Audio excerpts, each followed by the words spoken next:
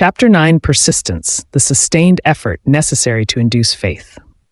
The eighth step toward riches. Persistence is an essential factor in the procedure of transmuting desire into its monetary equivalent. The basis of persistence is the power of will. Willpower and desire, when properly combined, make an irresistible pair. Men who accumulate great fortunes are generally known as cold-blooded and sometimes ruthless. Often they are misunderstood.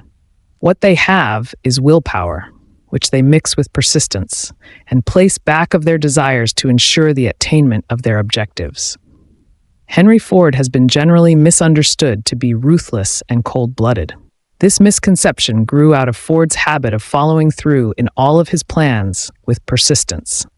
The majority of people are ready to throw their aims and purposes overboard and give up at the first sign of opposition or misfortune. A few carry on despite all opposition until they attain their goal. These few are the Fords, Carnegies, Rockefellers, and Edisons. There may be no heroic connotation to the word persistence, but the quality is to the character of man what carbon is to steel. The building of a fortune, generally, involves the application of the entire 13 factors of this philosophy. These principles must be understood. They must be applied with persistence by all who accumulate money. If you are following this book with the intention of applying the knowledge it conveys, your first test as to your persistence will come when you begin to follow the 6 steps described in the 2nd chapter. Unless you are one of the 2 out of every 100 who already have a definite goal at which you are aiming and a definite plan for its attainment, you may read the instructions and then pass on with your daily routine and never comply with those instructions. The author is checking you up at this point because lack of persistence is one of the major causes of failure. Moreover, experience with thousands of people has proved that lack of persistence is a weakness common to the majority of men. It is a weakness which may be overcome by effort. The ease with which lack of persistence may be conquered will depend entirely upon the intensity of one's desire. The starting point of all achievement is desire. Keep this constantly in mind.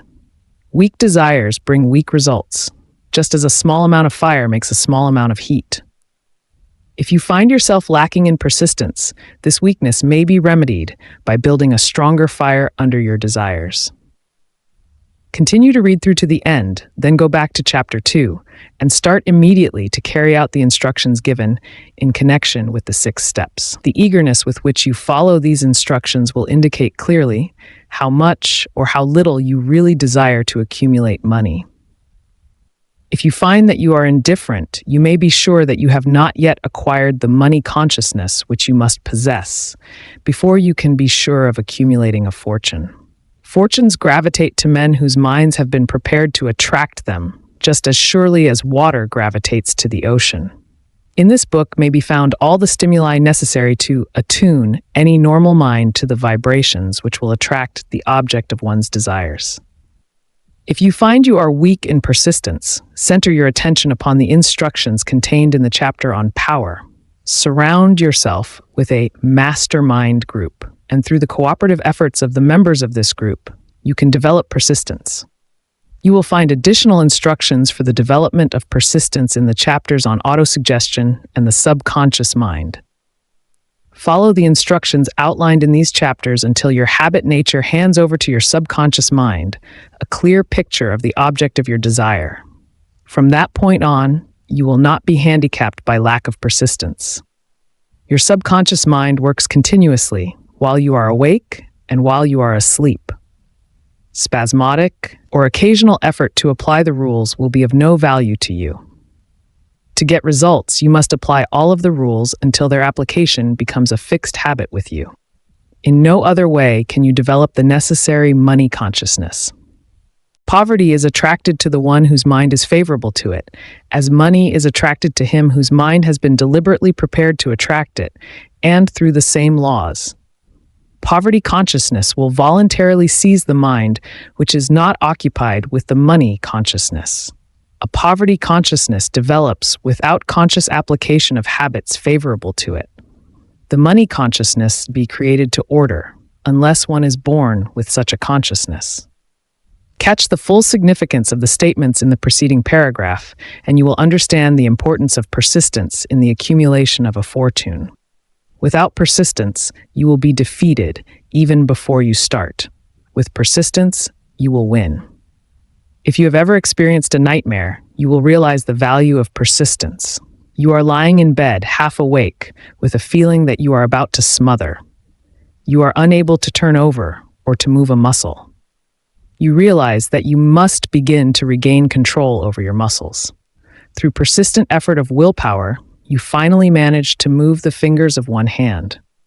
By continuing to move your fingers, you extend your control to the muscles of one arm until you can lift it.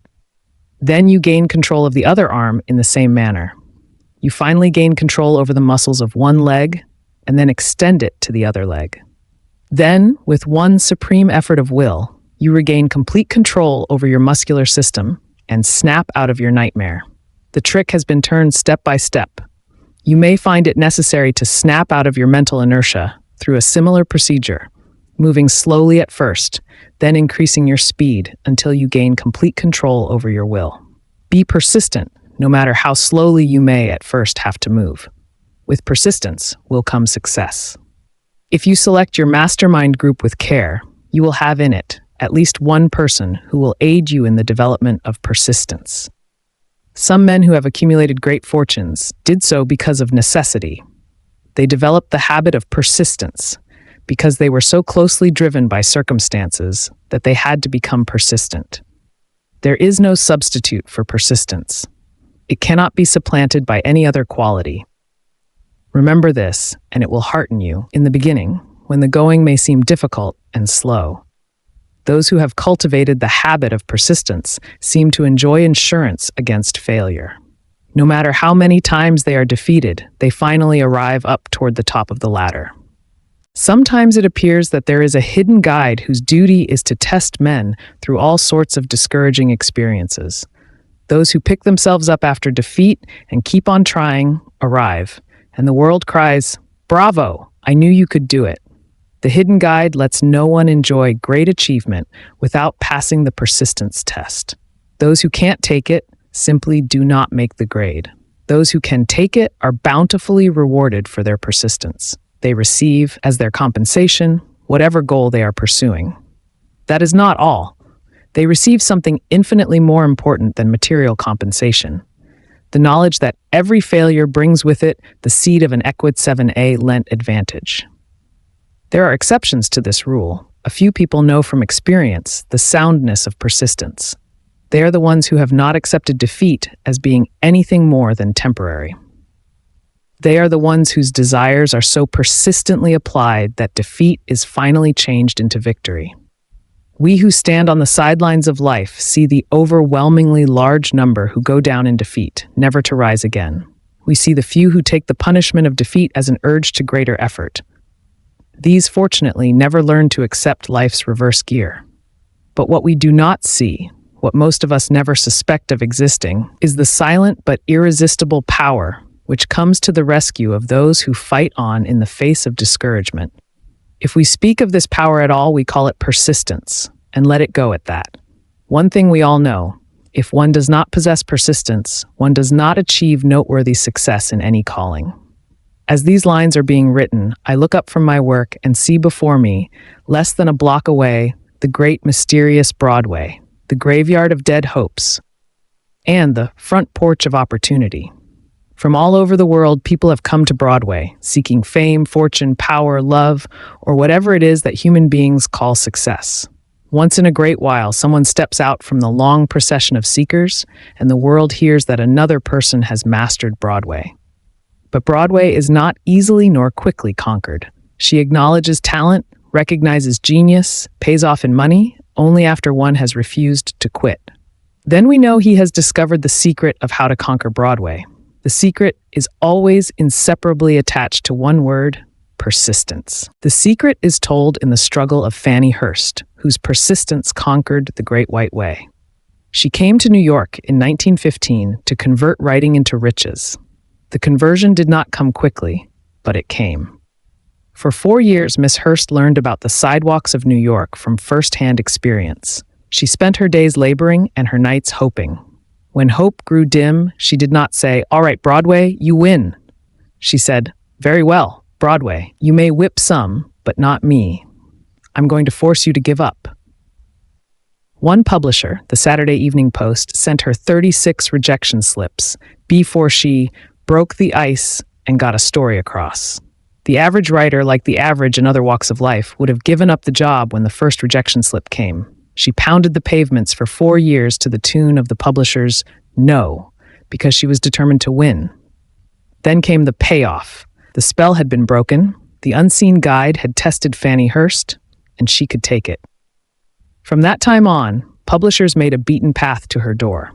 Money came so fast she hardly had time to count it. Then the moving picture men discovered her, and money came not in small change, but in floods. The moving picture rights to her latest novel, Great Laughter, brought $100,000, said to be the highest price ever paid for a story before publication. Her royalties from the sale of the book probably will run much more. Briefly, you have a description of what persistence is capable of achieving. Fanny Hurst is no exception. Wherever men and women accumulate great riches, you may be sure they first acquired persistence. Broadway will give any beggar a cup of coffee and a sandwich, but it demands persistence of those who go after the big stakes. Kate Smith will say amen when she reads this.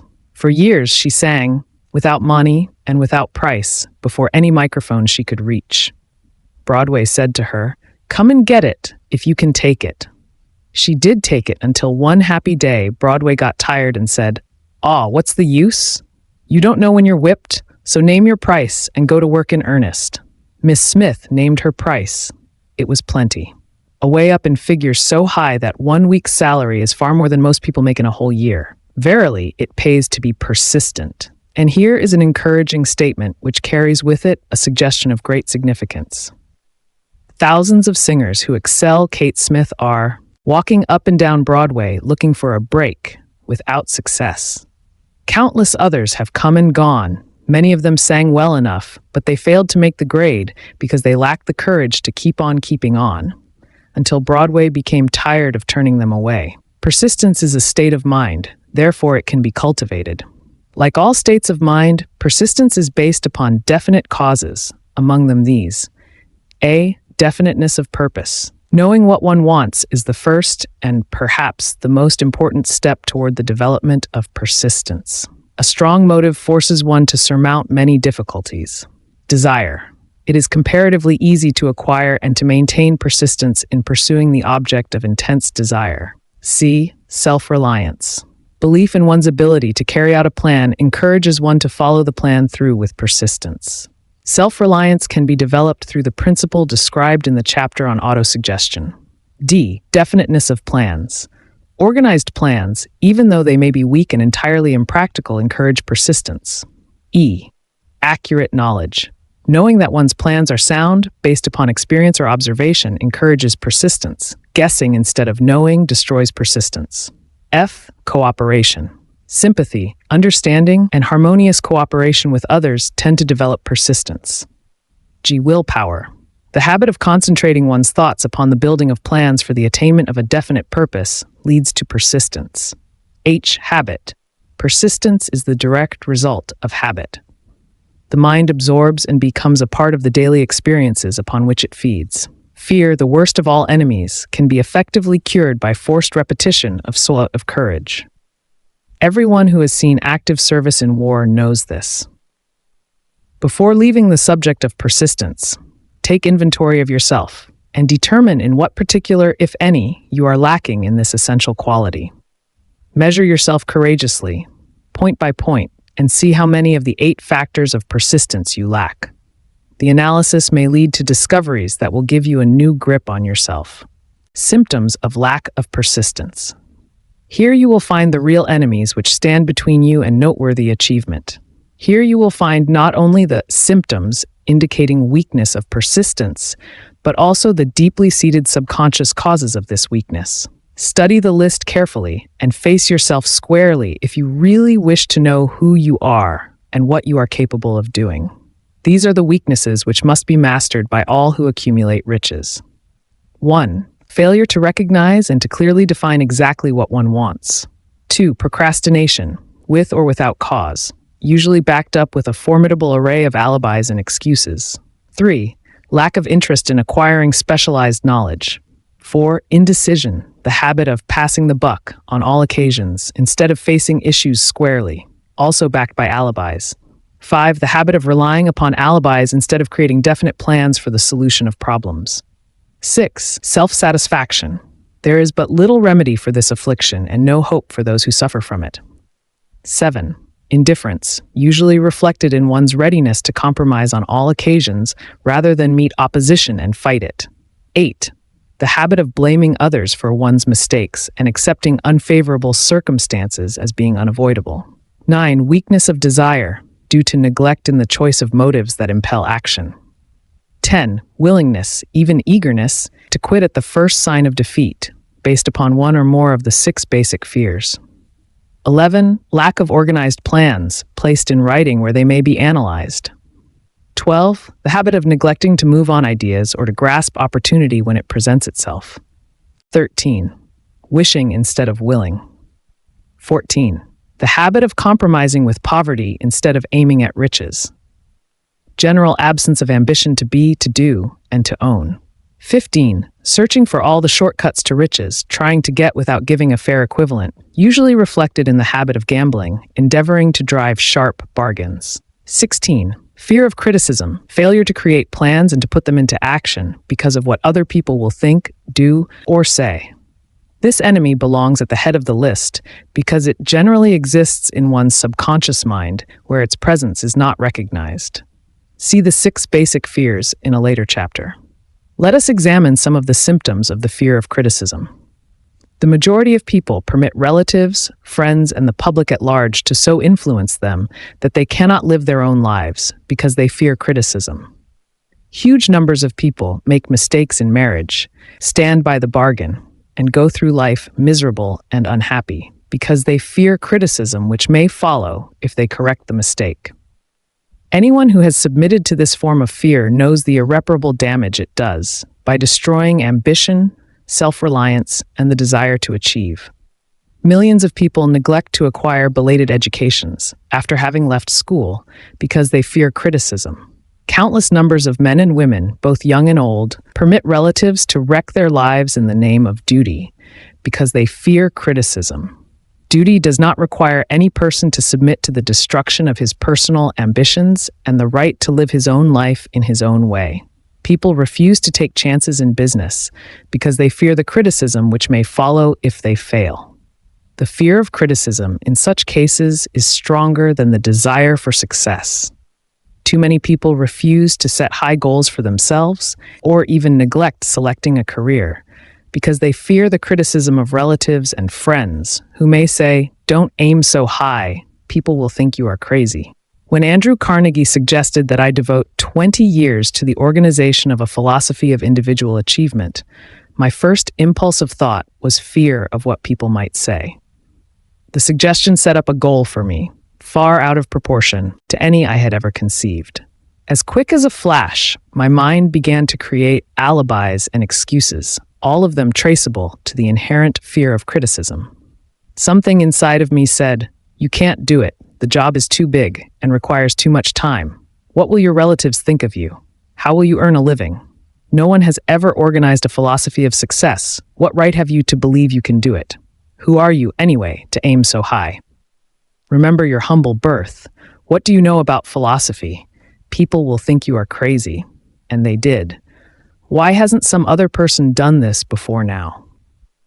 These and many other questions flashed into my mind and demanded attention. It seemed as if the whole world had suddenly turned its attention to me with the purpose of ridiculing me into giving up all desire to carry out Mr. Carnegie's suggestion. I had a fine opportunity, then and there, to kill off ambition before it gained control of me. Later in life, after having analyzed thousands of people, I discovered that most ideas are stillborn and need the breath of life injected into them through definite plans of immediate action.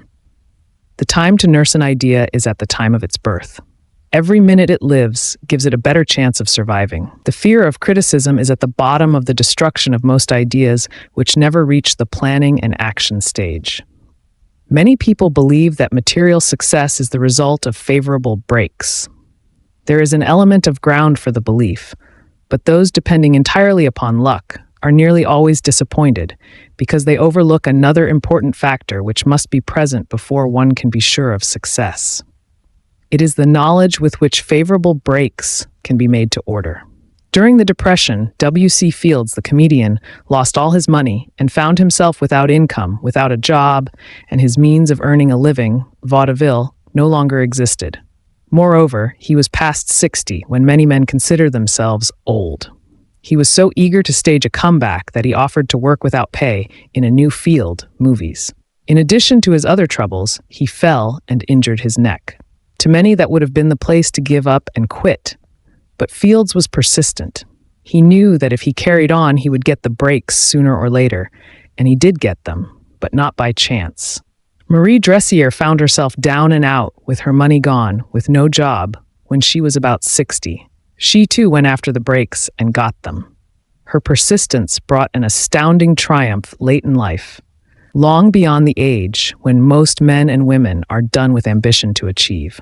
Eddie Cantor lost his money in the 1929 stock crash, but he still had his persistence and his courage. With these, plus 2 prominent eyes, he exploited himself back into an income of $10,000 a week. Verily, if one has persistence, one can get along very well without many other qualities. The only break anyone can afford to rely upon is a self-made break. These come through the application of persistence. The starting point is definiteness of purpose. Examine the first 100 people you meet. Ask them what they want most in life, and 98 of them will not be able to tell you. If you press them for an answer, some will say security, many will say money. A few will say happiness, others will say fame and power, and still others will say social recognition, ease in living, ability to sing, dance, or write. But none of them will be able to define these terms or give the slightest indication of a plan by which they hope to attain these vaguely expressed wishes. Riches do not respond to wishes. They respond only to definite plans, backed by definite desires, through constant persistence. How to develop persistence? There are 4 simple steps which lead to the habit of persistence. They call for no great amount of intelligence, no particular amount of education, and but little time or effort.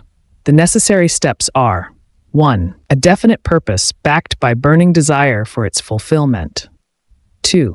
A definite plan expressed in continuous action. 3. A mind closed tightly against all negative and discouraging influences, including negative suggestions of relatives, friends, and acquaintances. 4. A friendly alliance with one or more persons who will encourage one to follow through with both plan and purpose. These 4 steps are essential for success in all walks of life. The entire purpose of the 13 principles of this philosophy is to enable one to take these 4 steps as a matter of habit. These are the steps by which one may control one's economic destiny. They are the steps that lead to freedom and independence of thought. They are the steps that lead to riches in small or great quantities. They lead the way to power, fame, and worldly recognition. They are the 4 steps which guarantee favorable breaks. They are the steps that convert dreams into physical realities. They lead also to the mastery of fear, discouragement, indifference. There is a magnificent reward for all who learn to take these 4 steps. It is the privilege of writing one's own ticket and of making life yield whatever price is asked. I have no way of knowing the facts, but I venture to conjecture that Mrs. Wallace Simpson's great love for a man was not accidental, nor the result of favorable breaks alone. There was a burning desire and careful searching at every step of the way. Her first duty was to love. What is the greatest thing on earth? The master called it love, not man-made rules, criticism, bitterness, slander, or political marriages, but love. She knew what she wanted, not after she met the Prince of Wales, but long before that. Twice when she had failed to find it, she had the courage to continue her search. To thine own self be true, and it must follow, as the night the day, thou canst not then be false to any man. Her rise from obscurity was of the slow, progressive, persistent order, but it was sure. She triumphed over unbelievably long odds. And no matter who you are or what you may think of Wallis Simpson or the king who gave up his crown for her love, she is an astounding example of applied persistence, an instructor on the rules of self-determination, from whom the entire world might profitably take lessons. When you think of Wallis Simpson, think of one who knew what she wanted and shook the greatest empire on earth to get it. Women who complain that this is a man's world, that women do not have an equal chance to win, owe it to themselves to study carefully the life of this unusual woman, who, at an age which most women consider old, captured the affections of the most desirable bachelor in the entire world. And what of King Edward? What lesson may we learn from his part in the world's greatest drama of recent times? Did he pay too high a price for the affections of the woman of his choice? Surely no one but he can give the correct answer. The rest of us can only conjecture. This much we know: the king came into the world without his own consent. He was born to great riches without requesting them. He was persistently sought in marriage. Politicians and statesmen throughout Europe tossed dowagers and princesses at his feet. Because he was the firstborn of his parents, he inherited a crown which he did not seek and perhaps did not desire. For more than 40 years he was not a free agent, could not live his life in his own way, had but little privacy, and finally assumed duties inflicted upon him when he ascended the throne. Some will say, with all these blessings, King Edward should have found peace of mind, contentment, and joy of living. The truth is that back of all the privileges of a crown, all the money, the fame, and the power inherited by King Edward, there was an emptiness which could be filled only by love. His greatest desire was for love.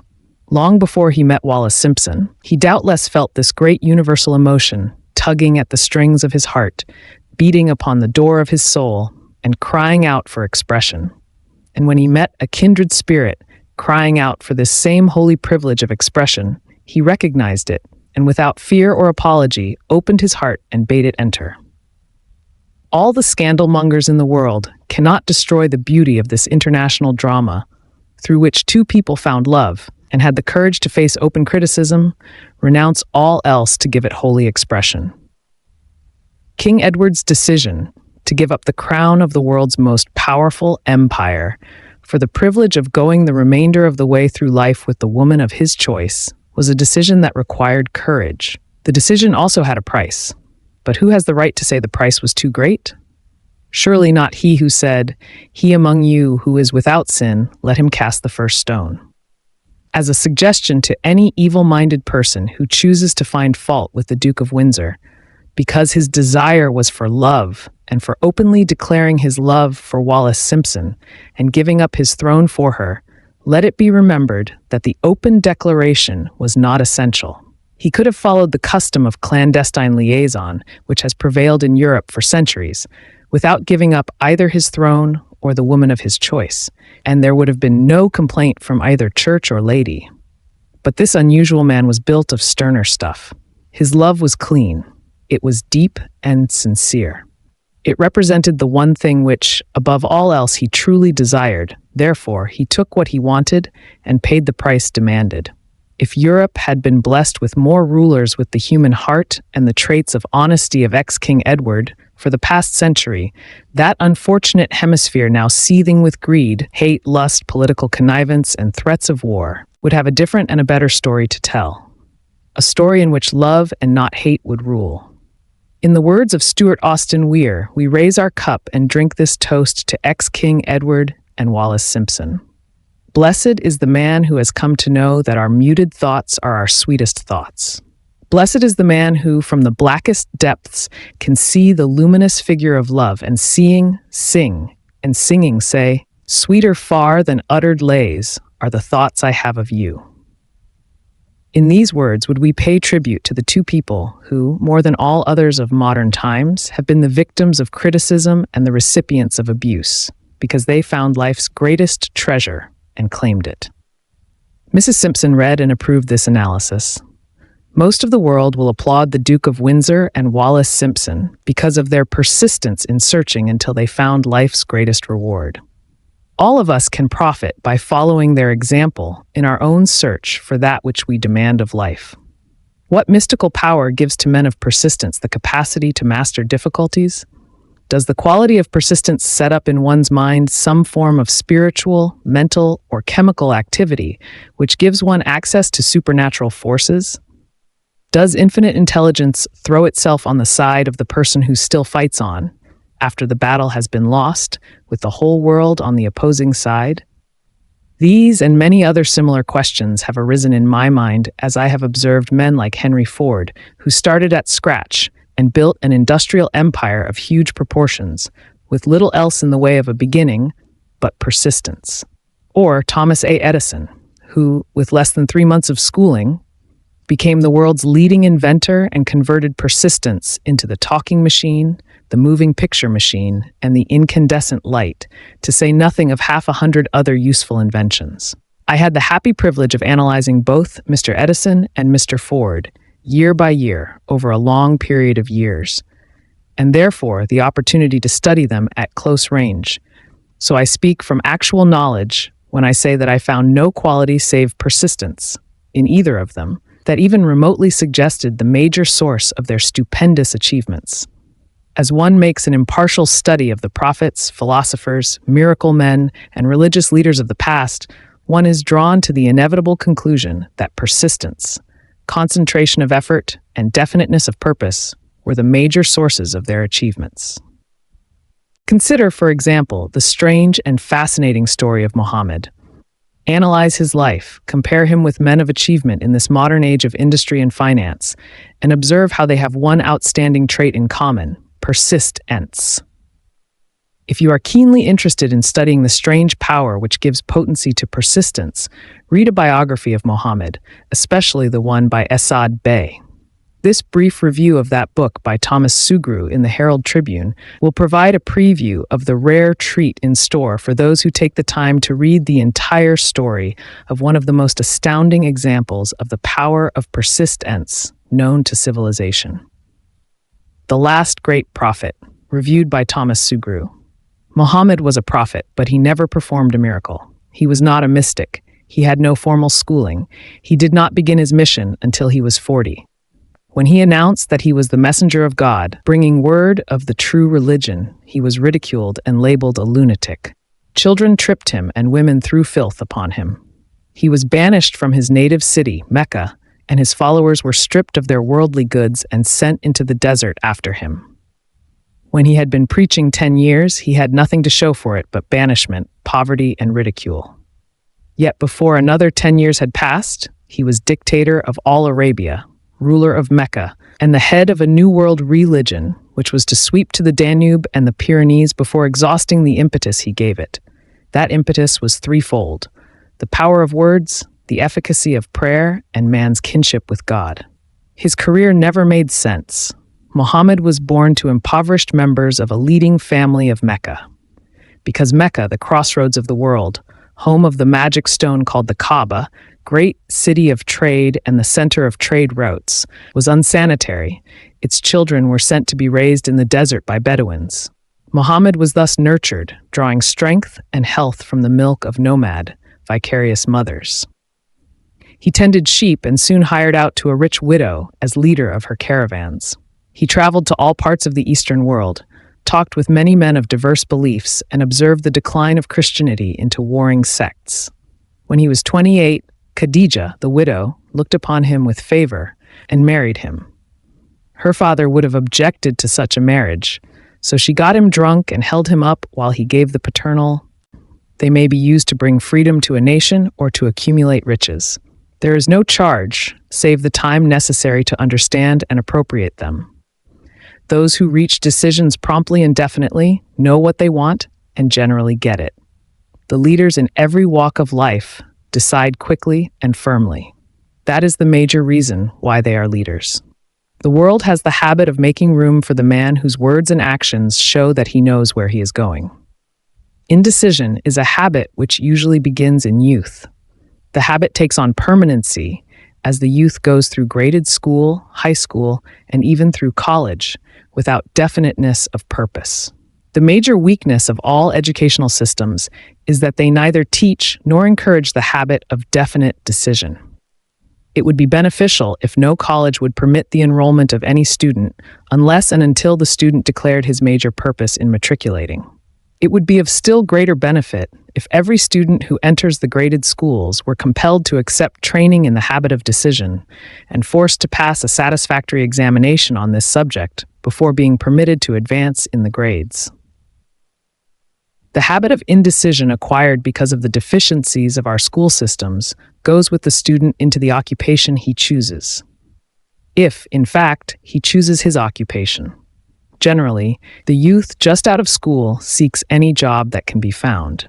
He takes the first place he finds because he has fallen into the habit of indecision.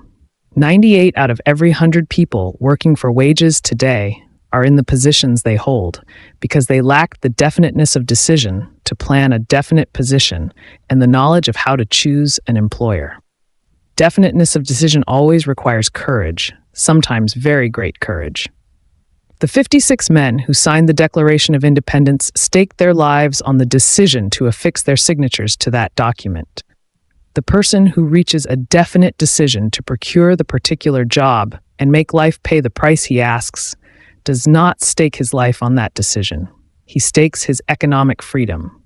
Financial independence, riches, desirable business, and professional positions are not within reach of the person who neglects or refuses to expect, plan, and demand these things. The person who desires riches in the same spirit that Samuel Adams desired freedom for the colonies is sure to accumulate wealth.